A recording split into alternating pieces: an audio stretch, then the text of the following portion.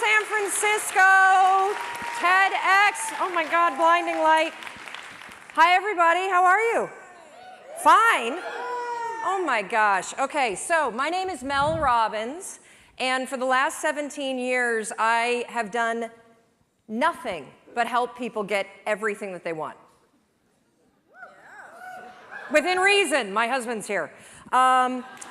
And so I've done it in the courtroom, in the boardroom, in the bedroom, in people's living room, whatever room you want to be in. If I'm there, I will help you get whatever you want by any means necessary. For the last 3 years, I host a syndicated radio show. 5 days a week, I go live in 40 cities, and I talk to men and women across America who feel stuck. Do you know that a third of Americans feel dissatisfied with their lives right now? That is 100 million people. That's insane. And I've come face to face with it in this new show that I'm doing, which is also insane. It's called In-Laws. I move in with families across America.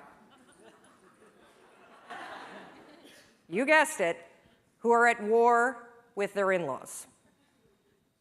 We move them into the same house.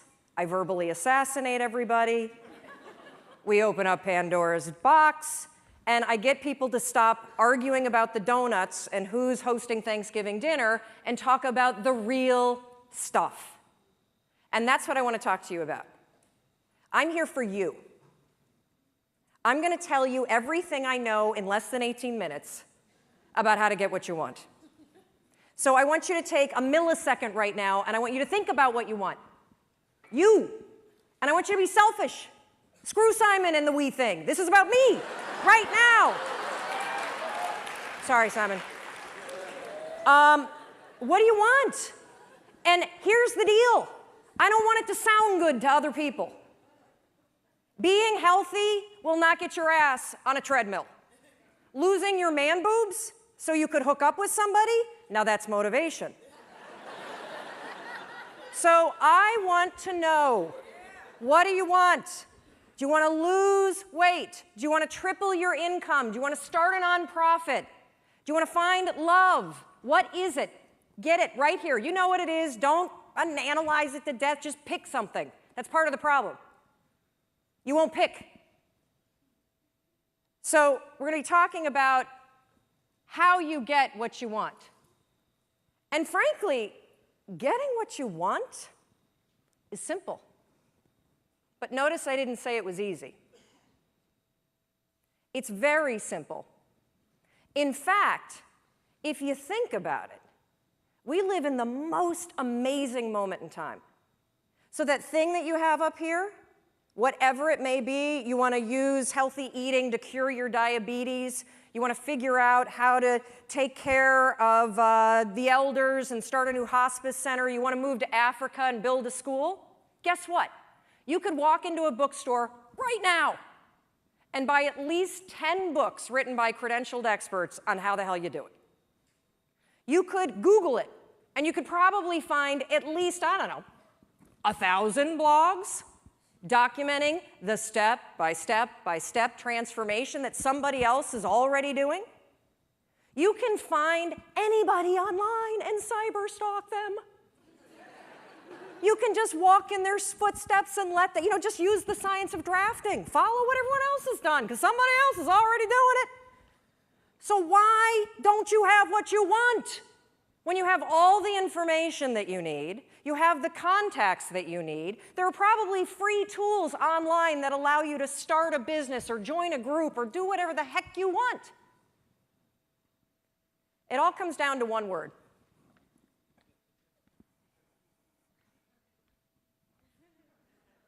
Shut the front door. You know what I'm talking about? The F-bomb. It's everywhere. You hear it all the time, and I honestly don't understand what the appeal is of the word. I mean, you don't sound smart when you say it. And it's really not expressing how you really feel. It's sort of a cheap, shot to take. And of course, I'm talking about the word fine. How you doing? Oh, I'm fine. Oh, really? You are? Dragging around those extra 40 pounds? You're fine? Feeling like roommates with your spouse? And you're fine? You haven't had sex in 4 months? You're fine? Really? I don't think so. But see, here's the deal with saying that you're fine. It's actually genius. Because if you're fine, you don't have to do anything about it. But when you think about this word fine, it just makes me so angry. I mean, here we are at a conference about being alive, and you're going to describe the experience of being alive as fine? What a flimsy and feeble word. If you're crappy, say you're crappy. If you're amazing, say you're amazing. Tell the truth. And this not only goes for the social construct, oh, I don't want to burden you with the fact that I hate my life, or, hey, I'm amazing, but that would make you feel terrible. The bigger issue with fine is that you say it to yourself. That thing that you want, I guarantee you, you've convinced yourself that you're fine not having it. That's why you're not pushing yourself.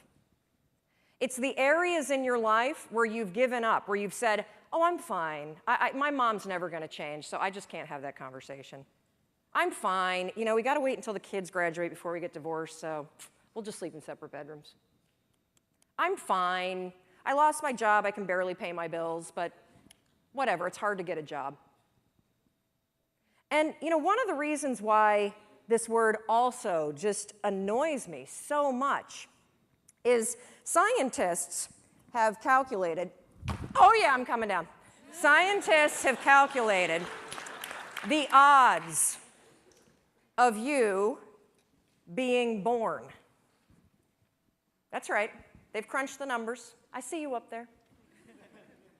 They've crunched the numbers on you. Yeah, no, you guys standing up, you want to sit down for this. They've crunched the numbers on you being born. And they took into account all of the wars and the natural disasters and the dinosaurs and everything else. And do you realize that the odds of you, yeah, right here, put your computer away, stand up for me, Doug.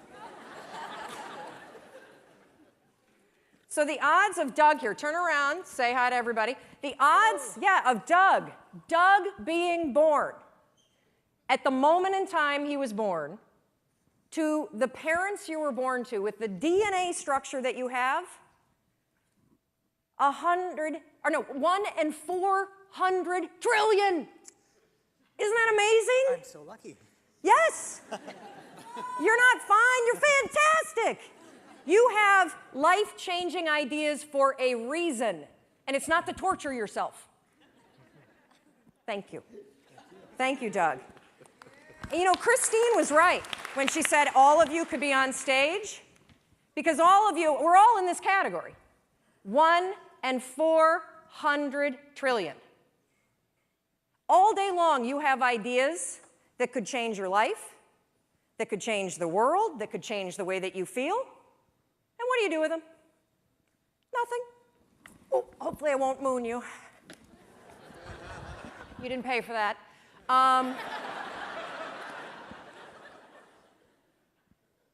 And I want you to just think for a minute, because we all have, I love to use the analogy, the inner snooze button. You have these amazing ideas that bubble up, right? You've been watching people all day, and I guarantee you, ping pong balls, boom, boom, boom, boom, boom, boom, boom. You've got an idea, oh, I should do this, I should do that. And every time you have an idea, what do? Boop, hit the snooze. What's the first decision you made this morning? I bet it was to go back to bed. Yep, the first decision today, I'm 1 in 400 trillion, I'm gonna go back to sleep. And I get it. Your bed is comfortable. It's cozy, it's warm. If you're lucky, you've got, somebody that you love next to you. Or in my case, I've got my husband and my 2 kids and possibly the dog. And the reason why I'm bringing up this first decision that you made today and the inner snooze alarm is because in any area of your life that you want to change, there's one fact that you need to know. Just one. You're never going to feel like it. Ever. No one's coming. Motivation isn't happening. You're never going to feel like it. Scientists call it activation energy.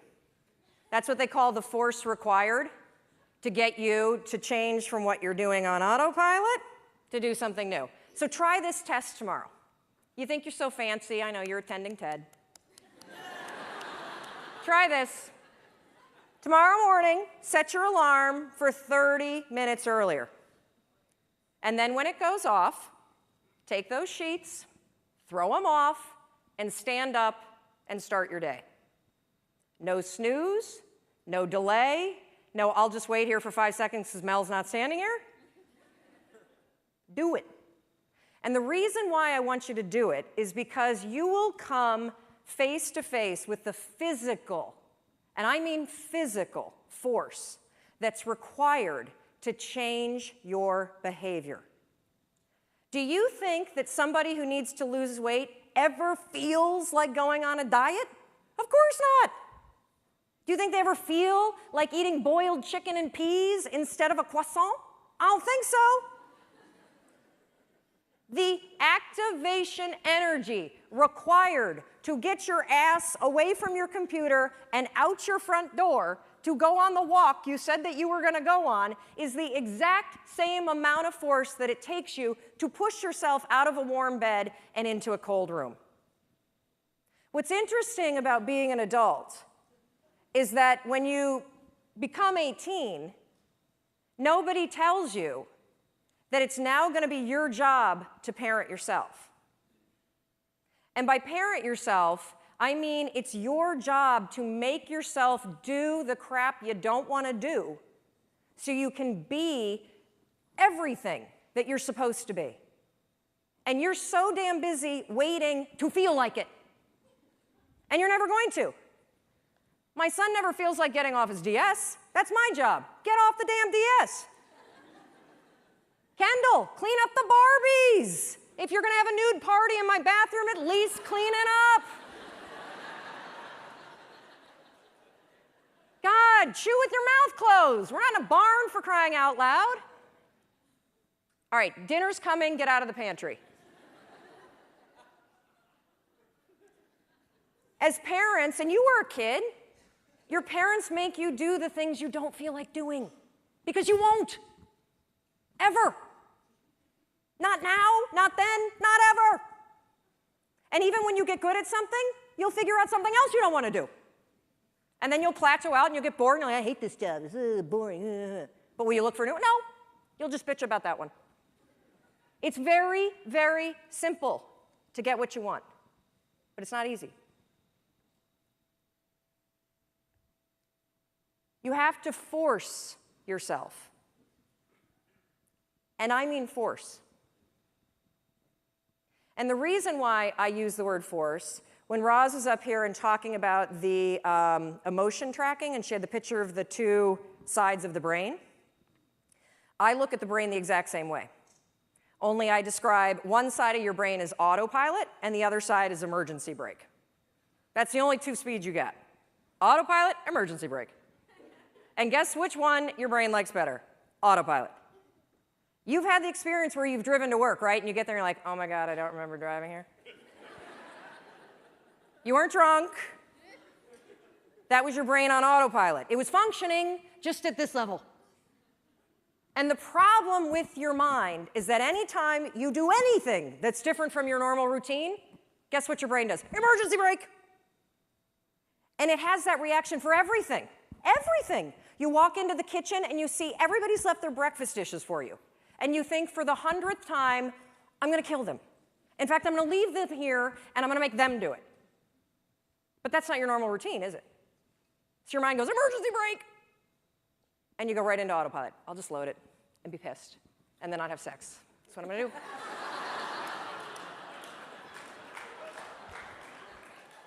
So when I say force, anything that's a break from your routine is going to require force. And if you think about your life, it's kind of funny because we, are kids, and then we become adults, and we spend so much time trying to push our life into some sort of stable routine, and then we grow bored of it. You wake up at, the same time every day, you have largely the same breakfast, you drive to work the same way, you show up at work, you look busy, you avoid making calls, you update Facebook, you attend a meeting and doodle the whole time, you go back and update Facebook, you make plans for the evening, you look busy some more, then you drive home the same way, eat largely the same dinner, or, variety of it. You watch the same kind of media, and then you go to bed and do the same thing all over again. No wonder you're bored out of your mind. It's the routine that's killing you. I have this theory about why people get stuck in life. So most of you have probably taken your basic Psych 101 class, and you've bumped into Andrew Maslow's hierarchy of needs. Well, your body is kind of cool because you have these basic needs. And your body is wired to send you signals.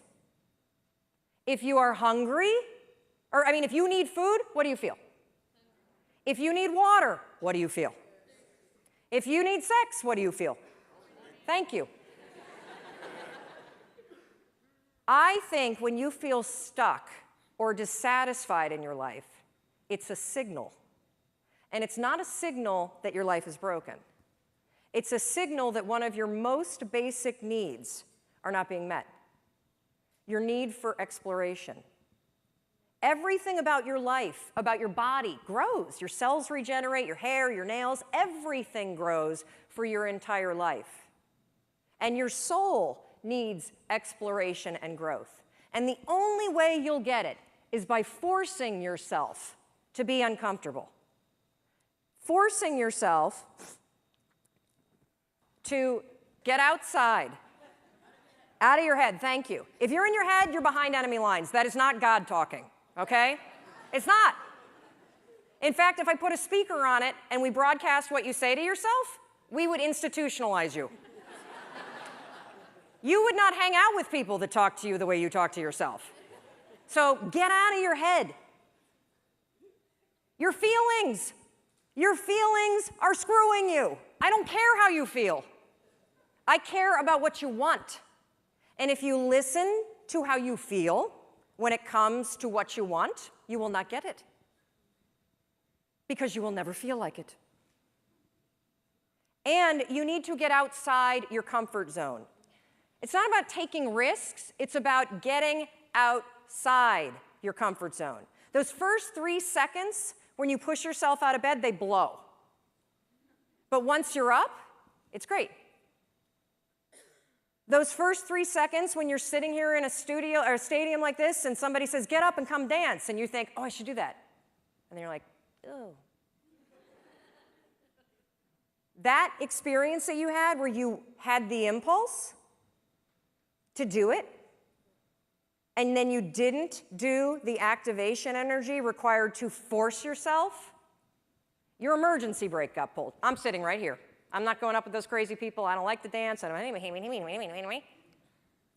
what happened for me is I came up and I bumped into Rachel, and then we started talking, and next thing you know, she's tweeting. And we're friends. And boom, get outside. That's where the magic is. That's where the 1 in 400 trillion exists. So everything I do, wait, okay, this is the last part, sorry. So one more thing that you can use. I call it the 5-second rule. Your mind can process a facial expression in 33 milliseconds. It can move pretty damn quick. The other thing that it does very quickly is if you have one of those little impulses that are pulling you, if you don't marry it with an action within 5 seconds, you pull the emergency brake and kill the idea. Kill it.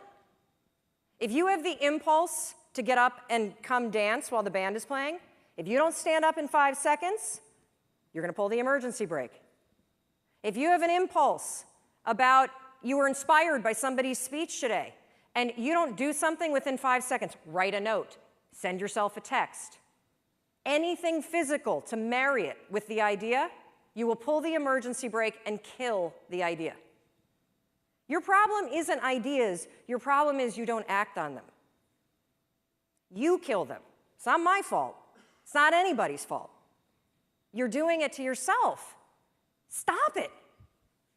I'm counting on you. 1 in 400 trillion. You got stuff to do. And it's not going to happen in your head. So I want you to practice this today. When we go off to party, thank God it's coming soon, because I think we all could use a cocktail.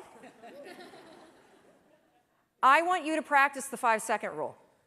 You see somebody and you think you have that impulse, they look interesting. Walk over there. You were inspired by somebody and you have a request, make it. That's why you're here. Experiment with it, and I think you'll be shocked about what happens. And one more thing, I want you to know that everything that I do, whether it's the radio show or the television show or the book that I wrote or the column, it's for you. And if there is anything that I can do, if I can do anything to make you do the things you don't want to do so you can have what you want, I will do it. But you need to walk over, you need to open your mouth, and you need to make the request. You got it? Good. Go do it.